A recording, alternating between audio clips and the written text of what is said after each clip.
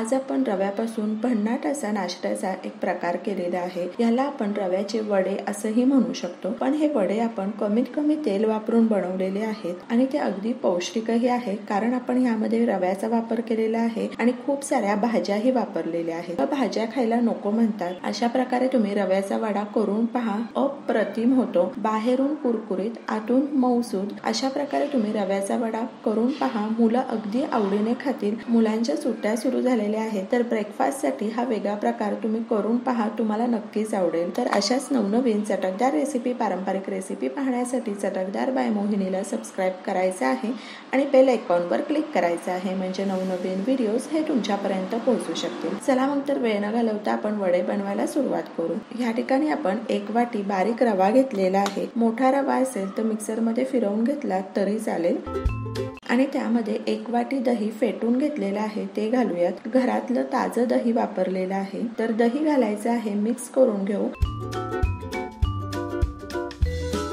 आणि 1 ग्लास पाणी घालूयात आणि व्यवस्थित मिक्स करून घ्यायचं आहे।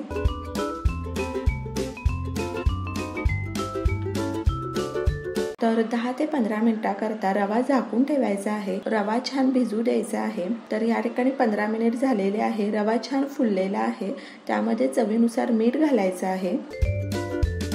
अर्धा चमचा हळद घालूयात। अर्धा चमचा मिरची पावडर घालायची आहे।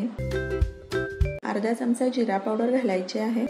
1 चमचा धनापूड घालूयात आणि 1 चमचा काळी मिरी पावडर घालूयात आणि ह्यामध्ये आपण खूप साऱ्या भाज्या घालायच्या आहे। भाज्या तुमच्या आवडीनुसार तुम्ही कोणत्याही वापरू शकता। शिमला मिरची, कांदा, टोमॅटो, कोथिंबीर बारीक कापून घेतलेली आहे आणि गाजर किसून घेतलेला आहे आणि हिरवी मिरचीचे बारीक काप केलेले आहे। जर लहान मुलं खाणार असेल तर हिरवी मिरची अगदी बारीक वाटून घेतली तरी चालेल आणि व्यवस्थित मिक्स करून घेऊ।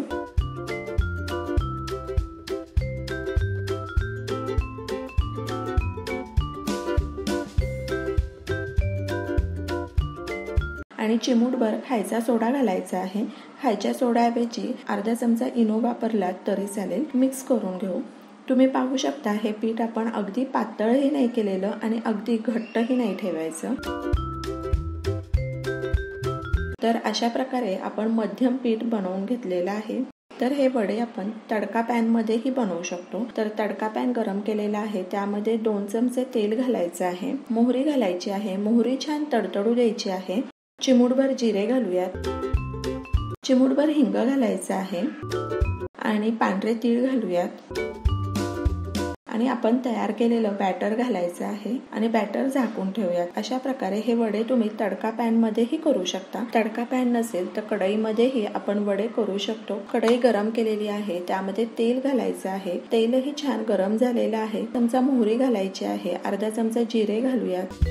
अर्धा चमचा हिंग घालायचे आहे आणि पांढरे तीळ घालूयात आणि आपण तयार केलेलं बॅटर घालायचं आहे। जास्तही बॅटर घालायचं नाहीये, नाहीतर वडे हे जाड होतात, आतून व्यवस्थित शिजले जात नाही आणि ते हवे तितके क्रिस्पी बनत नाही। तर आपण अशा प्रकारे वडे थोडे पसरवून घ्यायचे आहेत की जेणेकरून ते आतपर्यंत लवकर शिजलेही जातील आणि क्रिस्पीही होतील। मंद आचेवर 2 ते 3 मिनिटाकरता वाफ काढूयात। तेल सोडायचं आहे, पलटी करून घेऊ।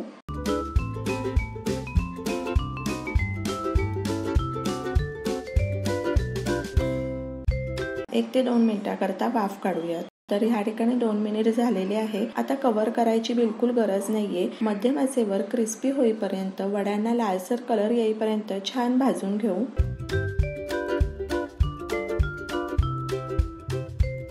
दोन्ही साइडनी वडे छान फ्राय झालेले आहे। दोन्ही साइडनी छान कलरही आलेला आहे। वडा आपण काढून घेऊयात आणि अशाच प्रकारे दुसरा वडाही बनवायचा आहे। तेल गरम झालेलं आहे। फोडणीला जिरे मोहरी घालूयात। पांढरे तीळ घालायचे आहे, हिंग घालायचे आहे आणि बॅटर घालायचं आहे।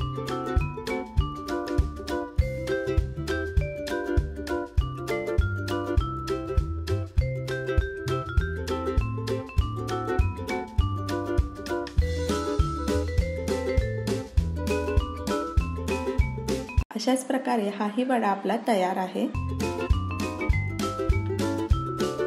तर अशा प्रकारे तुम्ही वडा करून पहा. वडा करायलाही सोपा आहे. कमी तेल वापरून आपण हा वडा बनवलेला आहे. अशा प्रकारे कुरकुरीत रवा वडे तयार आहे.